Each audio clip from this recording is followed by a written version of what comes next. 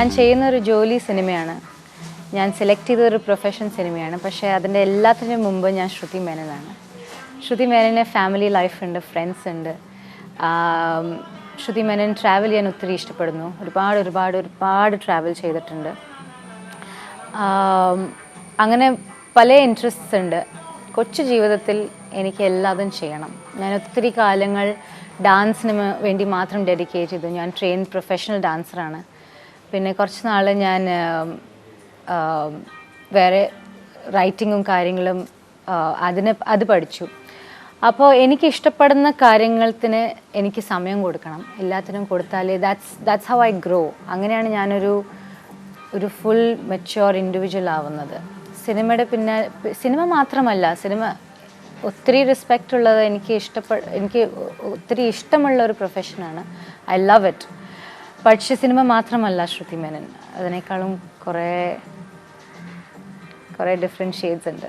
അപ്പം അത് കാരണം എല്ലാത്തിനും സമയം കൊടുക്കണം. കുറേ യാത്ര ചെയ്തു. അമ്മയച്ഛനും പറഞ്ഞു ഇനി കുറച്ച് ഞങ്ങളുടെ കൂടെ ഇവിടെ ഇരിക്കണം. അപ്പോൾ ഇനി യാത്രകൾ എന്ന് വെച്ചാൽ അടുത്ത സിനിമ തന്നെയായിരിക്കും ഷുവർലി. ഇപ്പോഴെൻ്റെ ഞാൻ പറഞ്ഞില്ലേ, ഇപ്പോൾ ഈ ഏജ് ഇങ്ങനെ കൂടുന്തോറും ഫുൾ ചേഞ്ച് ആയിരിക്കുകയാണ്. ഒരു പീസ്ഫുൾ എന്താ പറയുക, ശ്രുതി മേനനായിരിക്കുകയാണ്.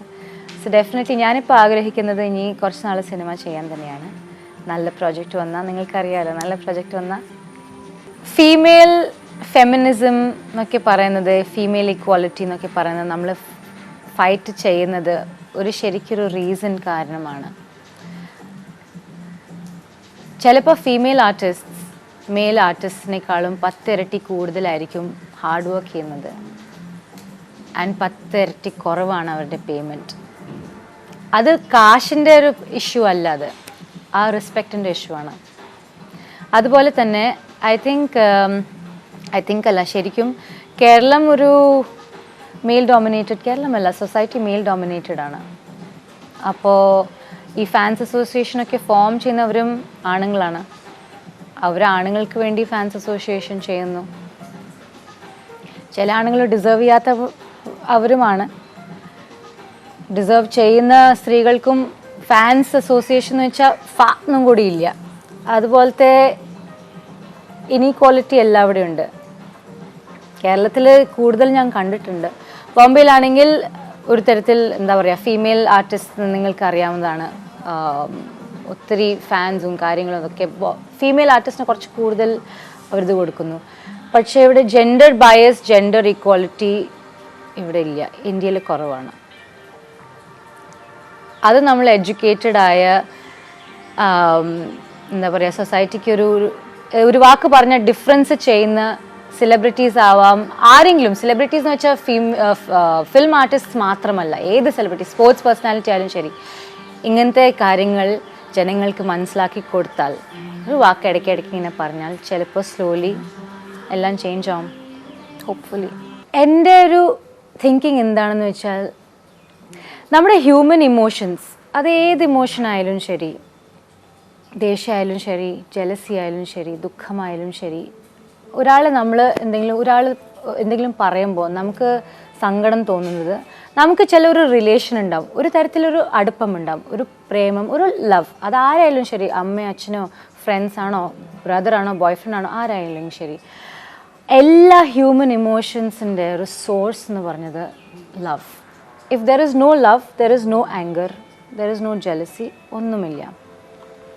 ഇങ്ങനത്തെ ഇത്രയും ഒരു ബേസിക്, ഇത്രയും ഒരു റോ, ഇത്രയും ഒരു പ്യുവറായ ഒരു ഫീലിംഗ് രണ്ട് ഇൻഡിവിജ്വൽസിലുണ്ടാവുന്ന സമയത്ത് അതിന് ജാതി, മതം, വയസ്സ് ഇതൊക്കെ നോക്കിയിട്ട് നമ്മൾ ആരാ അതിനെ കീഴാക്കാൻ?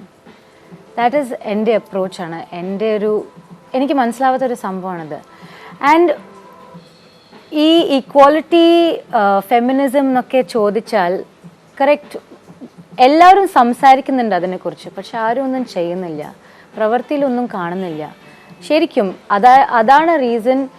ആദ്യം തന്നെ കിസ്മത്ത് ഇതിനെക്കുറിച്ച് സംസാരിക്കും.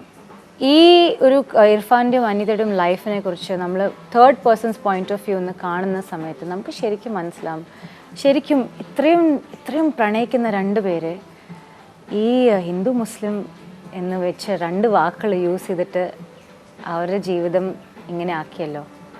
ആ ഒരു ചോദ്യം ഡെഫിനറ്റ്ലി കിസ്മത്ത് ചോദിക്കും. One of the very strong reasons ഞാൻ കിസ്മത്ത് സെലക്ട് ചെയ്തത് തന്നെ.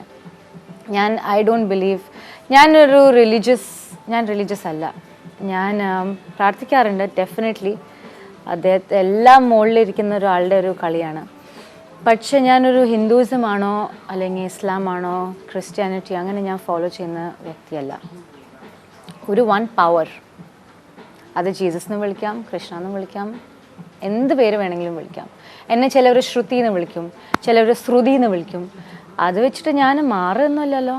അതുപോലെ it's my belief, one power, അത്രയേ ഉള്ളൂ.